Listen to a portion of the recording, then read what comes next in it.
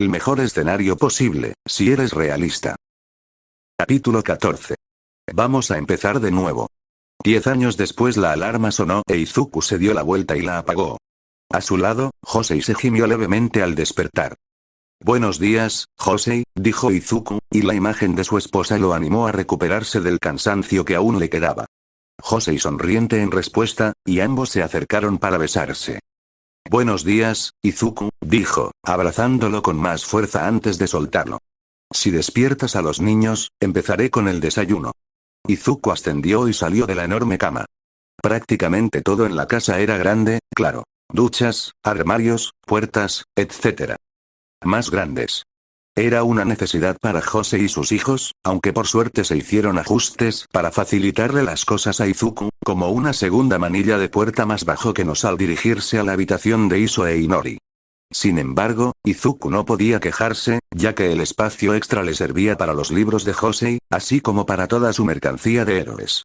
Izuku tocó la puerta de la habitación de sus hijos, llamándolos a desayunar mientras se ajustaba la corbata a algo que se pareciera menos a un monstruo de la obra de Lovecraft. Su hija Inori se despertó primero, murmurando al salir de su habitación. Se parecía a su madre, aunque con pelaje verde en lugar del azul de su madre, y cabello azul en lugar del rubio de su madre. Inori tenía 7 años, pero ya era tan alta como Izuku. Buenos días, papá, Iso fue el siguiente. Mientras que Inori había heredado el Kirk de Josei, Iso había desarrollado una nueva mutación, otorgándole lo que Izuku y Josei solo podía suponer que era una mezcla de su Kirk y el aliento de fuego del padre de Izuku, resultando en una mutación de dragón, con escamas verdes, cuernos y aliento de fuego. Izuku no pudo evitar pensar que Iso, ya a la altura del pecho de Izuku y con sus afilados dientes que dejaba ver al bostezar, era adorable, sobre todo por cómo sacaba de la cama su peluche de All Might. Hola, Iso. ¿Dormiste bien? Iso ascendió, todavía medio dormido. Izuku se rió entre dientes abrazando a Iso y guiándolo hacia la cocina. Vamos, tu mamá y yo te prepararemos algo rico para comer. La familia se animó aún más con el desayuno. Mientras Izuku se aseguraba de que Inori e Iso estuvieran listos para la escuela, Iso habló. Papá, ¿por qué no vas a estar en casa esta noche? Preguntó, recordando lo que Izuku le había dicho el día anterior. Todos los demás niños de la escuela hablaban de cómo iban a hacer cosas divertidas ahora que los soldados se van. Iso, interrumpió Izuku, haciendo que su hijo y su hija se estremecieran levemente ante el tono más firme de su padre. No celebramos la partida de los soldados. Celebramos que podemos cuidar de nosotros mismos. Los soldados de la ONU nos ayudaron mucho, y debemos asegurarnos de respetarlos, ¿de acuerdo? Sí, papá, respondió Iso cabizbajo. Izuku suspiró y le dio una palmadita en la cabeza a su hijo. Disculpen si fui demasiado duro, es que conozco a buenas personas gracias a esos soldados y quiero asegurarme de que la gente los aprecie. En fin, unos amigos de la UA me invitaron a una reunión. Respondió. Oh, ¿estará allí la señora Toheike? Preguntó Inori. No, respondió Izuku mientras terminaba de preparar el bento de Iso. Me invitó a la antigua clase de la señorita Yaoyorozu. Pero pensábamos que estabas en la clase de la señora Toheike, señaló Iso. Lo estaba, pero era muy buena amiga de muchas personas de la clase de Yaoyorozu, y ella me dijo que les gustaría tenerme cerca. Izuku les entregó el almuerzo a sus hijos, pero también vio sus rostros abatidos. Les puso las manos sobre los hombros. Sé que estás molestando, pero siento que necesito hacer esto. La clase de la señora Yaoyorozu pasó por momentos muy difíciles y quiero estar ahí para ellos. Prometo que haremos algo divertido la semana que viene, ¿de acuerdo? La abuela y la tía Eri también están aceptadas en pasar tiempo con nosotros. Iso e Inori parecieron sorprendidos como siempre lo hacían ante la admisión de que la señora Yaoyorozu alguna vez había tenido problemas con algo, pero rápidamente sonrieron y abrazaron a su padre. Está bien, papi. Te quiero, dijo Iso, mientras Izuku los abrazaba a él y a Inori, y Josei se unió a ellos un momento después. Muy bien, ¿estamos listos? Preguntó Josei. ¿Sí? Gritaron los dos niños y salieron corriendo por la puerta, solo para detenerse de golpe mientras miraban hacia la calle. Hola, Midorillas. Señor Sakamata. Gritaron Inori e Iso, corriendo hacia el ex-héroe profesional y abrazándolo. Izuku y Josei sonrieron al verlo. Cuando se casaron, Sakamata los había puesto en contacto con una inmobiliaria de su barrio, que atendía a personas cuyas peculiaridades los hacían más grandes que el promedio. Gracias a Sakamata, Izuku y Josei pudieron vivir muy cómodamente, y el héroe orca se había convertido en una especie de abuelo no oficial para Inori e Iso. Vamos, ustedes dos, les dijo Josei a Inori e Iso. El señor Sakamata y su papá tienen que ir a trabajar. Tomó de la mano a sus hijos y los condujo calle abajo hacia la escuela. Que tengan un buen día y saluda a todos de mi parte, Izuku. Dijo, despidiéndose de Izuku y Sakamata, quienes se marcharon para tomar un tren a la comisaría. ¿Tienen algo planeado para más tarde?, preguntó Sakamata después de que se sentaron. Parece que todos tienen una fiesta.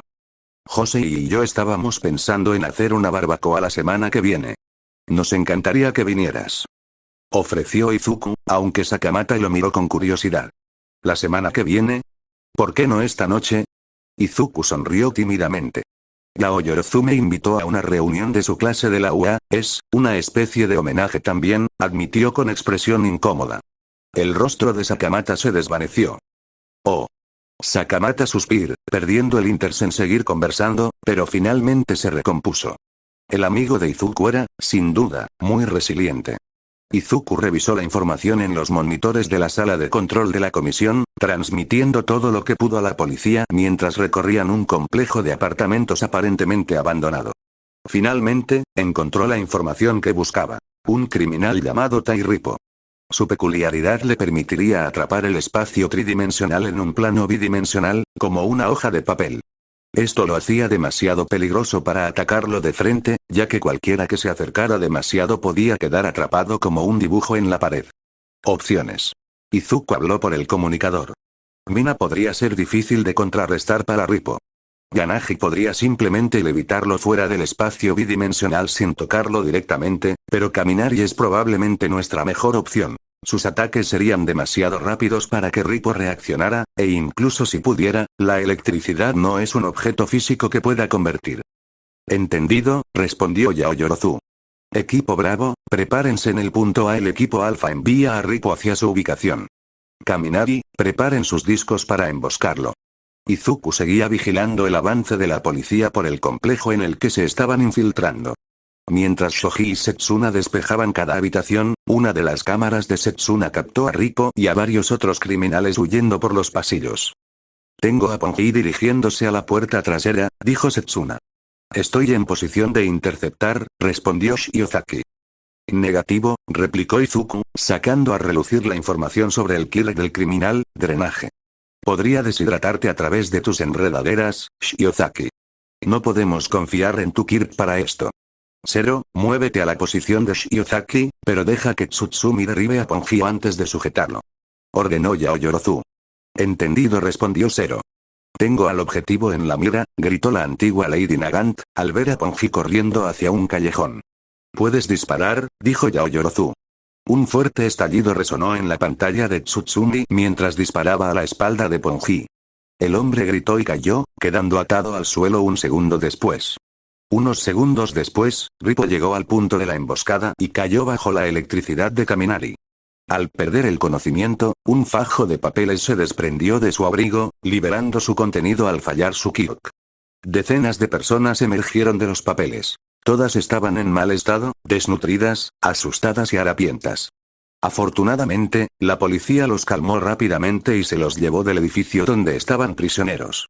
Izuku suspiró aliviado al capturar al último hostil y rescatar a los inocentes, mientras varios de sus subordinados celebraban la misión completada. Buen trabajo a todos. La aduana se hará carga de la gente que Rippo había atrapado. Los equipos regresaron a la comisión con buen ánimo, considerando todo. Según la experiencia de Izuku, las operaciones de tráfico de personas podrían volverse feas. Era uno de los delitos con los que la nueva fuerza policial tenía que lidiar con mayor frecuencia. Aunque muchos otros países comenzaban a levantar sus propias restricciones, el uso público de quirks se había arraigado mucho más en Japón durante la última década, abriendo mercados inexistentes en ningún otro lugar del mundo. Desafortunadamente, la inmigración al país podía ser difícil, lo que había llevado a muchos individuos desesperados a ser engañados por gente como Ripo y a caer en las redes de tráfico de personas dirigidas por bandas que surgieron en el caos tras la caída del CSPH. Izuku estaba terminando su papeleo sobre la operación cuando se le acercó el nuevo jefe de policía. Los últimos 10 años habían sido difíciles. Se esperaba que los graduados de los cursos de emergencia asumieran el relevo dejado por los héroes durante una época de gran convulsión social. Sin embargo, Izuku se enorgullecía de haber seguido trabajando junto a Yaoyorozu, quien se distinguió en aquella época por su inteligencia y liderazgo. Durante la última década, había salvado innumerables vidas y desmantelado varias bandas que amenazaban con hundir sus garras en la sociedad y restablecer un nuevo tipo de corrupción. Gracias a su arduo trabajo, Yaoyorozu se había convertido en la jefa de policía más joven de la historia, pero había mantenido su carga admirablemente, como lo demostraban las múltiples medallas de oro que lucía en su chaqueta azul oscuro. Midoriya, buen trabajo, le dijo Yaoyorozu. La operación no habría ido tan bien sin la información que nos diste antes de entrar. Un placer, Yaoyorozu, respondió Izuku. La comisión tomó uno de los documentos que Izuku le entregó y comenzó a hojearlo. Por curiosidad, ¿pudiste confirmar alguno de los rumores sobre su parentesco con Atsuhiro? Solo son rumores, hasta donde sé, respondió Izuku, sacudiendo la cabeza. Ripo afirmaba ser hijo de Sako Atsuhiro, también conocido como el villano Mr. Compress, y que podía lograr un efecto similar con su Kirk 3D, 2D, pero algunos creían que simplemente copiaba las afirmaciones de Atsuhiro de estar emparentado con otro villano famoso. Sin embargo, no podía preguntárselo, considerando cómo Atsuhiro había muerto durante la batalla de Haku. Pensándolo bien, Izuku empezó a preguntarse si alguno de los antiguos miembros de la Liga de Villanos seguía vivo. Yaoyorozu se encogió de hombros. Supongo que no importa. Solo es un hombre tonto tratando de aprovecharse de las atrocidades de otro hombre tonto. Izuku avanzó y siguió a Yaoyorozu fuera del edificio. Mientras caminaban, Izuku pensó en el destino de la Liga. Magne había sido asesinado por Overhaul antes de una corta y desastrosa alianza entre la Liga de Villanos y los 8 Prefectos. 2 veces había sido asesinado por Auxenhaku, y Shigaraki había muerto en el ataque final de Togata. Después de la caída de la Liga, los miembros restantes habían sido arrestados poco después. Mustard había sido golpeado hasta la muerte por algunos rivales que había hecho en prisión. Dabi, el Dr. Garaki, Muscular y Moonfish habían sido ejecutados. Toga se había suicidado un año después de su arresto. El villano All For One aparentemente había muerto en su celda en Tartarus hace unos años, aunque había pasado algunos años antes de eso en un estado catatónico después de la muerte de Shigaraki. Spinner, en realidad, Spinner todavía estaba vivo. Izuku recordó una entrevista que había leído que ese hombre había dado desde la prisión, explicando sus motivaciones y las de sus compatriotas. Era triste, ciertamente. Los villanos se componen de personas maltratadas y desatendidas por el sistema de héroes y la sociedad debido a enfermedades mentales, los estigmas negativos asociados a sus quirks o por ser utilizados como peones en su afán de alcanzar la grandeza. Incluso Shuichi admitió que con el tiempo se dio cuenta de lo inútilmente destructiva y malvada que era la Liga, y de lo insensato que había sido al asumir que se adherían a alguna ideología noble. También estaba, por supuesto, Kurohiri, pero afortunadamente esa identidad prácticamente se borró y ahora se hacía llamar Oboro Shirakumo, quien, tras varios años de terapia intensiva, colaboraba con la policía. Izuku negó con la cabeza. Puede que la Liga hubiera revelado la corrupción de la sociedad de héroes, pero ellos mismos no eran personas en las que valiera la pena centrada. La reunión se celebró en el típico restaurante de lujo que quienes no son amigos de Yaoyorozu solo visitan 1 o 2 veces en la vida, si es que lo hacen. Todo en el edificio era de mármol impecable o decorado con oro. La comida era deliciosa e imposible de pronunciar para alguien que no dominaba otros idiomas. Izuku se sintió claramente mal vestido para la ocasión, con el mismo traje gris oscuro y corbata verde que usaba para el trabajo, pero al menos a juzgar por las expresiones incómodas iniciales de todos los de la antigua clase A, no era el único que se sentía así. A estas alturas, todos se habían acostumbrado a las excentricidades de Yaoyorozu y comenzaron a conversar sobre lo sucedido en la última década. Mina, Kaminari, Shoji, Zero, Tokoyami, Shinzo, Kagaya y Agakure habían llegado uniformados con Yaoyorozu. Shoji había alcanzado el rango de capitán. Koda había llegado, aún consiguiendo parecer dócil con su uniforme del departamento de rescate. Izuku no había podido trabajar mucho con Koda debido a que este trabajaba en el campo, así que se aseguró de hablar con el usuario de Aniboice y lo felizmente por su ascenso a teniente de su departamento. Sato había abierto una panadería, que se había vuelto popular entre la policía. La constructora de Uraraka iba bien. Irónicamente, hoy en día era una de las pocas personas que habría ido a un establecimiento como este con sus propios gastos para algo que no fuera una boda. Aprovechar la eliminación de las restricciones y tener conexiones con el conglomerado Yaoyorozu le había permitido a Uraraka enviar a sus padres a Hawái y más allá. Rin y Ryu incluso había volado desde China para visitar a sus antiguos compañeros de clase. La policía dio la bienvenida a Hiro, quien había estado con la fuerza durante algunos años antes de que la estabilización del país la convenciera de que podía concentrarse en su carrera musical. Había sido una noche divertida hace un año para Izuku y su familia cuando Hiro le había dado pases backstage para uno de sus conciertos. Lamentablemente, estos eran todos los que podían estar presentes. Yaoyorozu había guiado a sus antiguos compañeros de clase y a Izuku a un momento de silencio para reconocer a los ausentes, y todos se giraron hacia el fondo de la sala de reuniones, donde se exhibían los retratos de Asui, Mongoose, Ida, Todoroki, Aizawa, Ojiro y Aoyama. Asui, Mongoose, Ida y Todoroki vestían sus uniformes escolares. La foto de Ojiro era de su retrato policial, tomada unos años antes de morir en el campo de batalla. El retrato de Aoyama era el único que lo mostró con su disfraz de héroe, tras haber retomado su anterior título de Can't Stop Twinkling en Francia. Fue particularmente difícil para sus antiguos compañeros de clase enterarse de su muerte, ya que no había muerto en el campo de batalla, sino que, por alguna razón inexplicable, se había suicidado hacía unos años. Incluso ahora, Izuku y la antigua clase A intentaban comprenderlo. En ese momento, Izuku se encontró de pie junto a Kagaya, quien compartía su mirada de incomodidad. Kagaya se había ganado su lugar en el curso de emergencia, siendo uno de los pocos estudiantes que mantenía interés en transferirse en lugar de salir, e Izuku había pasado tiempo con la clase, pero no había pasado por lo que ellos. Todos los demás habían visto morir a sus amigos, se habían enfrentado a psicópatas y asesinos mucho antes de lo esperado, y habían sido reclutados para una guerra para la que ninguno de ellos podría haber preparado. Incluso ahora, los estudiantes seguían teniendo al consejero de la UA, Ryo Inui, en el marcado rápido. Y luego, por supuesto, estaban los que no estaban muertos, pero cuyos nombres flotaban en el aire como una miasma fétida. Bakugou, Kirishima y Mineta, todos aún en prisión. Nadie hablaba de ellos, pero Izuku podía suponer que Mina pensaba en su viejo amigo Kirishima, considerando lo seria y reservada que era la mujer, normalmente alegre. El arresto de Mineta no había sido tan publicitado como el de Bakugou y Kirishima, pero a nadie le sorprendió que lo arrestaran por agresión sexual poco después de abandonar el curso de héroes. Izuku sintió que ya había estado allí suficiente tiempo. Agradeció a Yaoyorozu la invitación, ella le agradeció por venir y apoyarlos, y se marchó. Musutafu había sufrido algunas remodelaciones en los últimos años. No debería haberle sorprendido a Izuku perderse al intentar llegar a la estación de tren. Sin embargo, se dio cuenta de algo al mirar a su alrededor. No he estado aquí antes, preparatoria Aldera. Había deambulado frente a su antigua escuela secundaria. Izuku observó el edificio. Parecía prácticamente igual que cuando era estudiante, aunque cuanto más lo observaba, más ruinoso parecía. Había grietas en las paredes, la pintura se estaba descascarando, incluso algunos ladrillos a lo largo de la puerta parecían sueltos.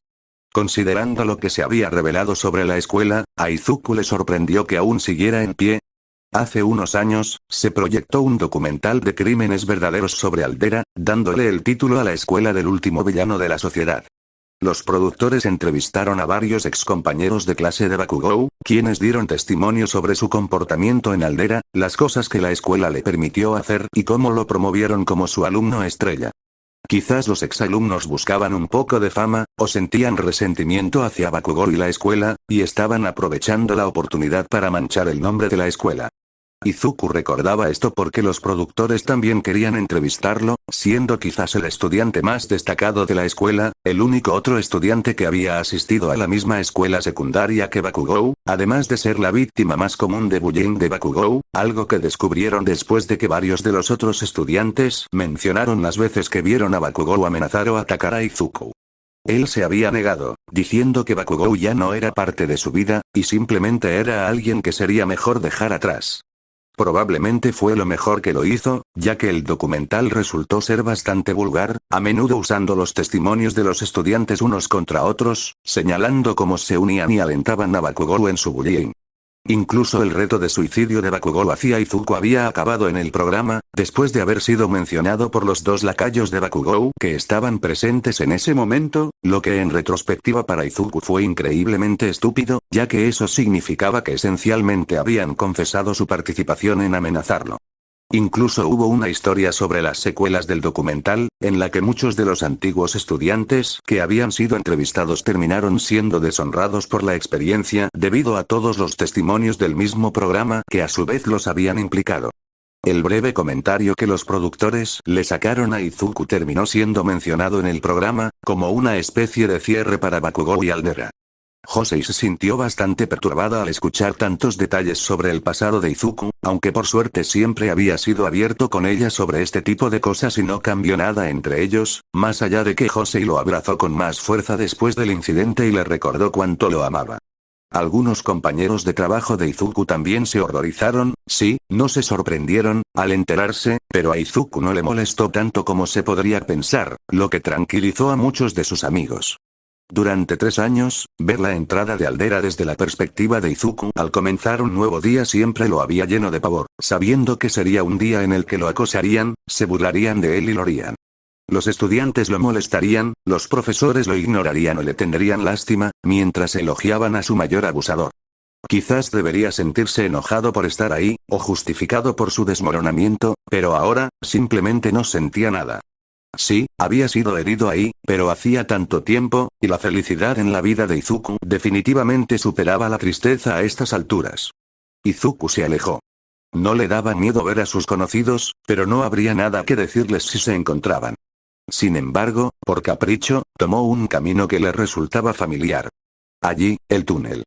Fue ahí donde el villano del lodo lo atacó y donde All Might lo salvó. Izuku se detuvo junto a la rejilla de la alcantarilla. Una vez más, no sentí nada. No estaba teniendo un recuerdo traumático de casi asfixia, no le molestaba el olor a humedad, simplemente estaba allí. Curiosamente, la ausencia de sentimientos podía considerarse preocupante, aunque también fue allí donde All Might le había autografiado el análisis de héroes para el futuro No 13, así que quizás eso lo compensaba. Aún conservaba el cuaderno en una caja hermética, sellada, y solo lo había sacado para enseñárselo a Inori e Iso un par de veces. Quizás queriendo repasar sus experiencias, Izuku se dirigió al edificio donde había visto el cuerpo demacrado de All Might. Quizás le haría bien olvidar ese mal día. Se detuvo en un callejón. Allí fue donde ayudó a aquel zorro. Izuku se preguntó qué le habría pasado. Probablemente ya estaría muerto, pero a Izuku le gustaba la esperanza de que el zorro aún tuviera una familia. Sonrió al pensarlo y siguió adelante. Había sido un mal día, pero, siendo honesto consigo mismo, también era el primer paso hacia una vida mejor. Curiosamente, al recordar su conversación con All Might, Izuku no estaba de acuerdo con el héroe. Claro que, sabiendo lo que sabía ahora, consciente de cuánto de las hazañas de aquel entonces dependían de la popularidad y de un sistema dedicado a mantener el statu quo, por no hablar de que el sistema estaba a 2 años de desmoronarse, era bueno que Izuku hubiera elegido otro camino, pero quizás solo fuera cuestión de principios. All Might había señalado el encuentro de Izuku con el villano del lodo como prueba de su incapacidad para manejar el heroísmo, pero la cuestión es que Bakugou se había topado con ese mismo villano momentos después y no le había ido mejor. De hecho, le había ido peor considerando todo el daño que había causado al destruir imprudentemente su entorno. Izuku negó con la cabeza. Había cosas mejores en que pensar que en el resentimiento hacia su antiguo abusador.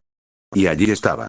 El edificio donde All Might lo había dejado, donde se enteró del secreto de All Might un año antes que el mundo. Izuku respiró hondo. Esa conversación le había dolido. Aún recordaba la sensación de devastación, de desesperanza, y tal vez, siendo honesto consigo mismo, preguntándose si debería seguir el consejo de Bakugou y lanzarse desde el tejado. Pensándolo bien, Izuku solo pudo negar con la cabeza con disgusto y lástima. Qué horrible lo que había dicho su antiguo amigo, y qué horrible lo que había pensado él en retrospectiva. Las cosas habían sido difíciles por un tiempo después, pero pronto mejoraron y lo llevaron a los mejores años de su vida. Este edificio, ese día, fue casi el punto medio de la vida de Izuku, y quizás también su punto más bajo. Pero eso también significaba que no tenía otro camino que ascender desde aquí. Entró en la mejor escuela del país. Hizo amigos. Tuvo profesores que lo respetaban y lo ayudaban. Encontró la manera de usar sus talentos naturales para ayudar a los demás, talentos que antes habían sido menospreciados. Consiguió una carrera que se valió de sus pasiones y ayudó a personas desesperadamente necesitadas. Tenía una hermana pequeña, que acababa de graduarse de la UA y estaba a punto de estudiar medicina. Eri había desarrollado un interés en estudiar su propio quirk y descubrir maneras de replicar sus efectos. Izuku había visto algunos de sus análisis, y si eran correctos, Eri podría encontrar una forma de curar el cáncer. Sonrió ante la idea. La niña salvada por el famoso Lemillion podría algún día ser la responsable de salvar más de 1.000.000 de vidas ella misma. Izuku se había enamorado y se había casado con una hermosa mujer que lo amaba, y tenía una hija y un hijo a los que amaba más que a la vida misma. Y a partir de aquí, Izuku creía que podía esperar que las cosas mejoraran aún más. Podía esperar que el país se recuperara por completo, que envejeciera con sus amigos actuales y hiciera nuevos en el camino. Sus hijos podrían crecer, tener sus propios trabajos, tal vez casarse y tener sus propios hijos, convirtiéndolo en abuelo. Izuku exhaló, sonriendo. Realmente había tenido una vida maravillosa. Echó un último vistazo al tejado del edificio antes de irse. Izuku hizo una pausa y parpadeó. Eso era. Parpadeó nuevamente, se frotó los ojos y volvió a mirar el techo. Por lo que pudo ver, no estaba alucinando. Reconoció esa cabellera rubia y salvaje. All Might estaba de pie en el tejado del edificio. ¿Por qué entonces? Izuku miró más de cerca. El hombre estaba en lo alto, así que quizás se equivocaba, pero All Might no tenía buena pinta. Lentamente, el hombre subió a la cornisa. Las piernas de Izuku se movieron sin que él pensara. A Izuku le dolían las piernas mientras subía corriendo las escaleras y atravesaba la puerta del tejado. Por un instante, Izuku sintió horror al ver a All Might estremecerse, temeroso de que perdiera el equilibrio, pero el hombre seguía de pie en el precipicio. ¿Todo poder? Preguntó Izuku. All Might parecía aún más un esqueleto andante que cuando Izuku lo conoció. Estaba pálido, con el cabello lacio y canoso. Pero lo peor eran sus ojos. Cuando Izuku conoció al héroe, parecía triste, pero aún conservaba una determinación sombría, la sensación de que aún tenía un trabajo que hacer. Ahora, sin embargo, parecían vacíos, con la mirada perdida. All Might, ¿podrías bajar de ahí? Es peligroso, no quiero que se caiga, suplicó Izuku, intentando recordar lo que sabía sobre tratar con personas suicidas. No sé por qué estás aquí, pero no deberías, ¿eres tú? Izuku se estremeció al oír la voz de All Might. Era áspera y tensa. Izuku solo podía imaginar cómo estaría el pulmón que le quedaba en ese momento. ¿Eres tú? ¿Creciste? Izuku ascendió y dio unos pasos tentativos hacia adelante. Sí, soy yo. ¿Me reconoces? Soy Izuku Midoriya. Estudié en la UA hace unos años, cuando tú eras profesor, no fui uno de tus alumnos en el curso de héroes, pero trabajé mucho con ellos, sigo trabajando con ellos, apuesto que les gustaría verle. Estuve en una reunión por el barrio, All Might miró a Izuku como si fuera un fantasma. Era inquietante, pero al menos Izuku tenía la atención del hombre. Tuvo la suficiente previsión como para presionar un botón de pánico en su bolsillo antes de subir a la azotea. Su puesto en la policía requería ciertas precauciones para su seguridad personal, una de las razones por las que caminaba al trabajo con Sakamata, así que, por ahora, lo mejor era intentar ganar tiempo para que la policía llegara. Se acercó con cuidado al hombre. Deberías haber sido tú. Izuku parpadeó, confundido. Disculpe. ¿Cómo que debería haber sido yo? All Might no respondió de inmediato y siguió mirando a Izuku. Izuku intentó acercarse. Si te lo hubiera dado, tal vez podrías haber evitado que se desmoronara. Izuku se detuvo, preocupado por asustar al hombre. No lo entiendo, All Might. Me habría encantado ayudarte con lo que te preocupa. Quizás aún pueda. ¿Podrías hablar conmigo? La expresión de All Might no podía cambiar, pero Izuku podía ver algunas lágrimas goteando de sus ojos. Soy un hipócrita. Una hipócrita inútil. No soy ningún héroe. Eso no es verdad, dijo Izuku, probablemente con más fuerza de la que creía conveniente en estas circunstancias, pero no pudo evitarlo. Admiraba a All Might incluso de adulto. No debería hablar así de sí mismo. Fuiste el héroe más grande. Eres el héroe más grande. No sé qué te molesta, pero lo que hayas hecho o dejado de hacer, eso no cambia a todas las personas que salvaste e hiciste feliz. Izuku podía oír la respiración agitada del hombre. Pareció ahogarse un poco antes de volver a hablar. Me preguntaste si alguien peculiar podía convertirse en héroe. Dije que no, aunque alguien más me dio esa oportunidad. Izuku intentó procesar lo que All Might acababa de decirle con el corazón acelerado, mientras intentaba evitar que el héroe saltara. Por el momento, decidió que no era importante centrarse en eso. All Might, lo recuerdo, pero ya lo superé. Ahora tengo una vida muy buena. No tienes que lamentarte por eso. All Might bajó la mirada y negó con la cabeza. Izuku sintió que se le paraba el corazón al darse cuenta de lo cerca que estaba el héroe del abismo.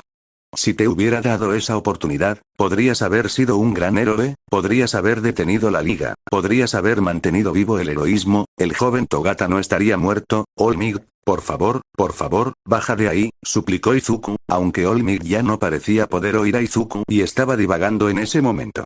Es todo culpa mía, lo maté, porque fui tan patético, lo siento mucho, All Might se echó hacia atrás, dejando que la gravedad lo llevara, justo cuando Izuku se abalanzó hacia adelante, alcanzando el cuello de la camisa del héroe.